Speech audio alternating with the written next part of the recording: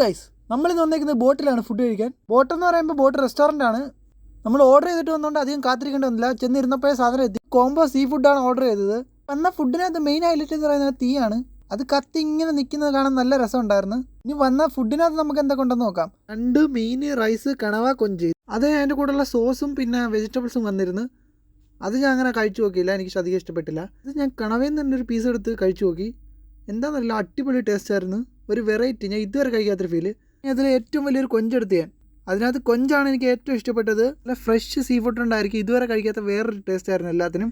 പിന്നെ ഞാൻ റൈസും ഞണ്ടും കൂടെ കോംബോയിലൊന്ന് കഴിച്ച് നോക്കി. രണ്ടും റൈസും കൂടെ ഒരുമിച്ച് കഴിക്കാൻ വലിയ ടേസ്റ്റ് ഒന്നും ഇല്ലായിരുന്നു. സെപ്പറേറ്റ് ആയിട്ട് ഞണ്ട് കഴിക്കാൻ നല്ല ടേസ്റ്റ് ആയിരുന്നു. അത് കഴിഞ്ഞിട്ട് മക്കളെ, അവരുടെ മെയിൻ ഹൈലൈറ്റ് ആയിട്ടുള്ള മീൻകറി. ഈ മീൻകറിയെക്കുറിച്ച് എനിക്കൊന്നും പറയാനില്ല. ആ മീൻകറിയുടെ മുമ്പിൽ ആ വന്ന ഐറ്റംസ് എല്ലാം മുങ്ങിപ്പോയി. അതേ എനിക്ക് പറയുള്ളൂ. അതും കൂട്ടി ഫുഡ് കഴിക്കാൻ അടിപൊളി ടേസ്റ്റ് ആയിരുന്നു ഗായ്സ്, അടിപൊളി ടേസ്റ്റ്.